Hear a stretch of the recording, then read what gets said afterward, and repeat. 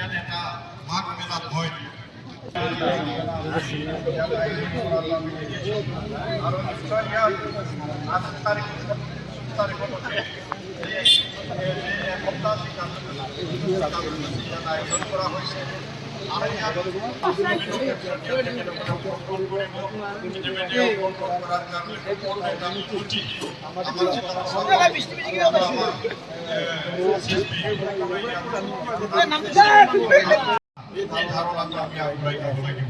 মই আপোনালোকৰ ক'ব বিচাৰিছোঁ যে আমাৰ বিদ্যা প্ৰশাসনৰ পৰা বিদ্যা প্ৰধান প্ৰমোদ বড়ো মহোদয়ে এই যি ফ্ৰেণ্ডশ্বিপ ইণ্ডো ভূটান ফ্ৰেণ্ডশ্বিপ মেলা, এই মেলাখন মানে আগবঢ়াই দিয়াৰ কাৰণে ইয়াত যি আছিলে এইটো হৈছে দুৰ্গা পূজা। কিন্তু যোৱা প্ৰথমবাৰৰ কাৰণে চকুলকাটা অঞ্চলত দুৰ্গা পূজা পালন কৰা হৈছিলে।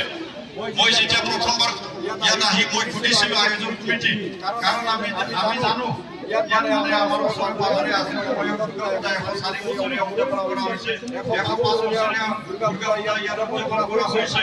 কিন্তু মই মিটিং দেখিছোঁ আয়োজকসকলক সুধিছিলোঁ যে সঁচাকৈ হৈছে। তেতিয়া আয়োজকসকলে মোক কৈছিলে যে ছাৰ আজিৰ সময়ত আমি ইয়াত এটা শান্তিৰে বন্ধ কৰিছোঁ। এই বছৰ আৰু যোৱা বছৰ ইয়াত প্ৰথমবাৰৰ কাৰণে দুৰ্গা পূজা পালন কৰা হৈছিলে। আৰু নিশ্চয় আজিৰ সময়ত যেহেতু আমি বিদ্যাৰ বাগানা আৰু আমাৰ ইণ্ডো ভূটান ফ্ৰেণ্ডশ্বিপ মেলা এই সম্পূৰ্ণভাৱে সমাপ্ত হ'ব মই আশা ৰাখিছোঁ। দীঘলীয়া ক'ব বিচৰা নাই।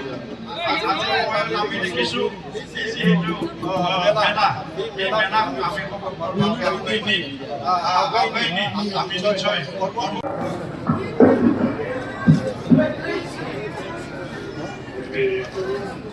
সবে ভালে আছেনে?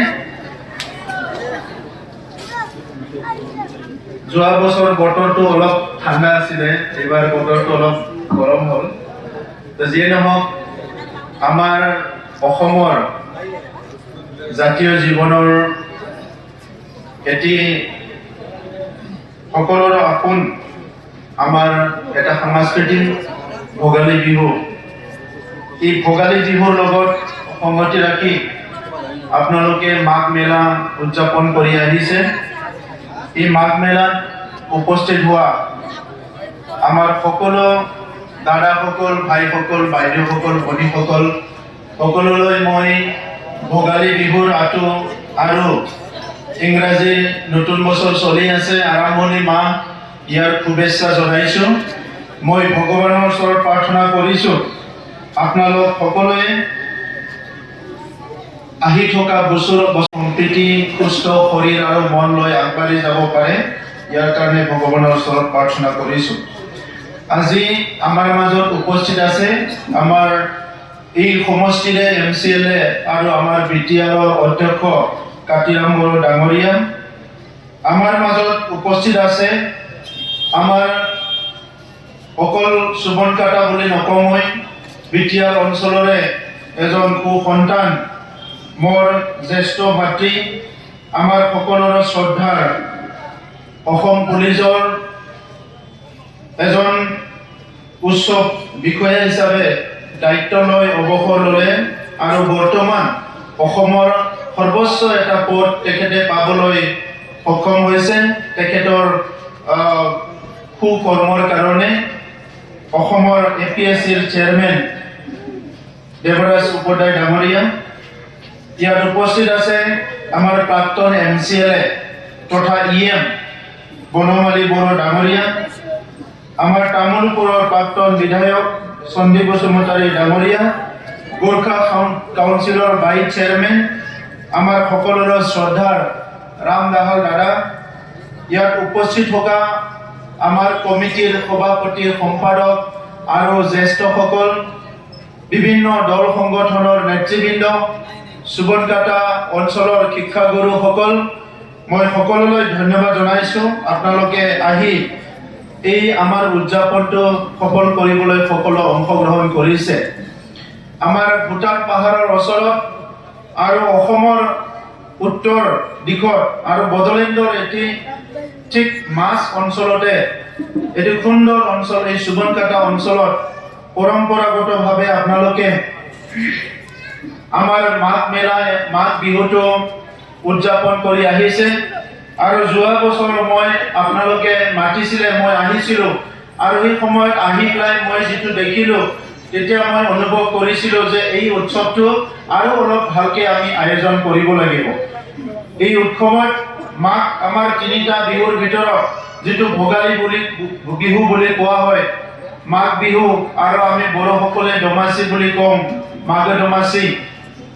ইয়াত আমি 3 দিন ভালকে নিজৰ ঘৰত নিজৰ গাঁৱত থাকি যোনে য'তে নাথাকক কিয় আমাৰ খাই ভাল বেয়া কথাবিলাক আমি আলোচনা কৰোঁ আৰু সকলোৱে আহি থকা দিনৰ কাৰণে এটা আমাৰ সম্বন্ধবিলাক নিজৰ পৰিয়ালৰ নিজৰ গাঁৱৰ মাজত আমি আৰু শক্তিশালী কৰি জীৱন যুদ্ধত আগুৱাই যোৱাৰ কাৰণে আমি সকলো এটা মানসিকতা তৈয়াৰ কৰোঁ। কাৰণ এতিয়া আমি ভোগালী বিহু শেষ হোৱাৰ পিছতে আগৰ সময়বিলাকক চালে আমাৰ আহু ধান খেতি কৰিবলৈ পথাৰত যাবলৈ সময় হয়। বহাগ বিহুৰ পিছত আমি শালি ধানৰ কাৰণে যাব লাগিব পথাৰত। গতিকে এই ৰীতি নীতি সংস্কৃতিবিলাক প্ৰাকৃতিৰ লগত জড়িত হৈ আছে। গতিকে আজি ভোগালী বিহুটো আপোনালোকে যেনেকৈ উদযাপন কৰিছে আৰু অলপ সাংস্কৃতিক দিশবিলাক চাই পেলাই খুব ভালকৈ উদযাপন কৰক, মই সেইটো আপোনালোকক অনুৰোধ কৰিছোঁ আৰু আশাও কৰিছোঁ। যোৱা বছৰ আন্তঃগাঁথনিৰ কথাবিলাক মই কৈছিলোঁ যে ইয়াত 1 কোটি টকাৰ এটা অপেন এটা অডিটৰিয়াম বনাব লাগে। ইয়াৰ বাহিৰে বাকী অনুষ্ঠান প্ৰতিষ্ঠান চুবন কাটাত গঢ় লৈ উঠিব লাগে। এই কথাবিলাক মই কৈছিলোঁ। আজি দেখিবলৈ পাই ভাল লাগিছে, কাৰণ যোৱা 10-15 বছৰ চুবন কাটাত মই বহুত আহিলোঁ ছাত্ৰ সন্থা থকা সময়তো। সেই সময়তো দেখিলোঁ ইয়াত এটা পুৰণি এটা ঘৰ আছে, ইয়াত মিটিং কৰি গৈ আছে। এতিয়া মই যোনে ল'ৰাটো কাম কৰি আছে তাক মাতিছোঁ আৰু এইটো অলপ সুন্দৰকৈ কৰিব দিছোঁ যে টাইলছ নাই, টাইলছ লগাব লাগে, ৰেলিং লগাব লাগে, খুব সুন্দৰকৈ বনাই দিয়ক যাতে 20-25-30 বছৰ এইটো আৰু একো কৰিব নালাগে, তেনেকৈ সুন্দৰকৈ বনাই দিয়ক বুলি মই তেখেতক কৈছোঁ। এতিয়া আজিৰ এই মিটিঙত আহি খুব আনন্দিত হৈছোঁ মই। খুব